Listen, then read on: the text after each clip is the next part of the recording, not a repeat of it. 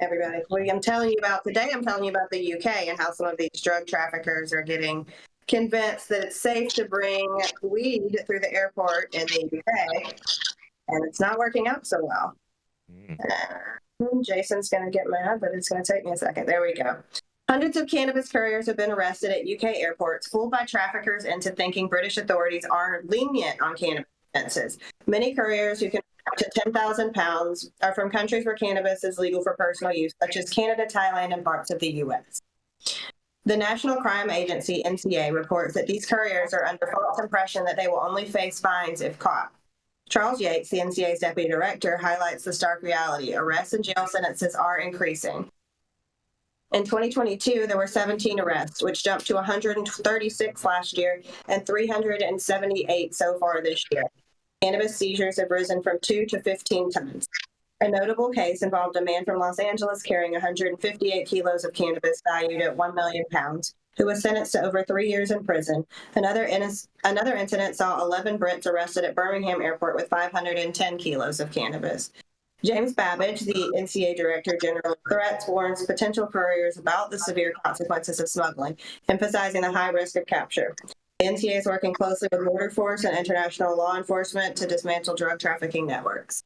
So it might not be the best time to pack up your big suitcase and your duffel bag of cannabis and fly it to London. It sounds like I wanted to talk about this story because in my previous story this week, we had talked about we weren't sure how strict the UK really was on cannabis policy. And it seems like they're trying to let us know they're a little bit more strict than we might have thought. They may have been lax in the past, but it seems like they're stepping up enforcement now to cover up for that. And I want to see what you guys think.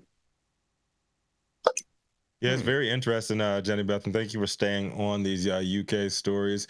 I think that I was reading something yesterday. I was looking for, I was scanning for stories to go over this morning, and I did see that there's been a lot of pressure for the UK government to start moving forward on legalization, adult use, or recreational, however you want to call it, over there, because the profits have skyrocketed on the medical side over there, and like hopefully they move towards that, man, because people are getting popped, and like Jason said yesterday, it is not worth 1,100 pounds equates over to $2,000. 2 racks is not worth 3 years in jail at all. Is it 20 racks? What we said, Jason? 20 racks. $20,000 is not worth 3 years in jail. Yeah, they said 10,000 pounds.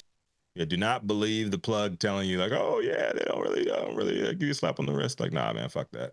Fucking with your. I mean, there is a lot of product out there, so there is a lot of people that are skating around this that are getting undetected. So you know what I mean? Is it decent product too? I mean.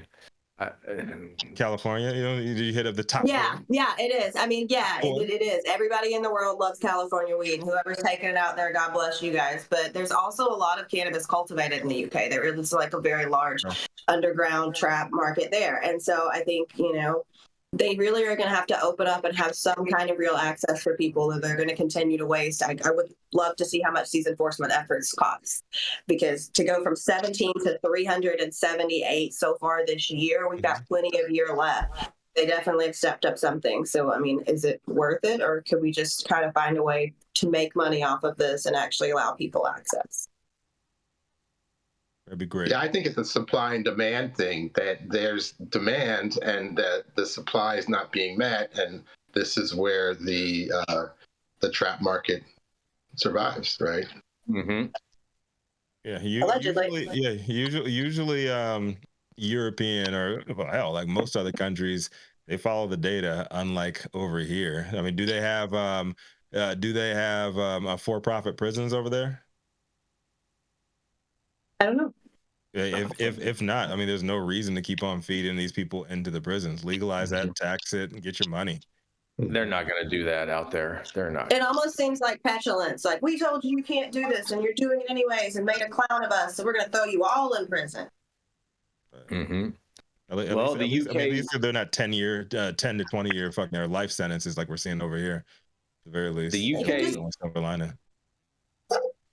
The UK don't play, but they do pay if you're able to get it across the goal line. Hey. Listen, I like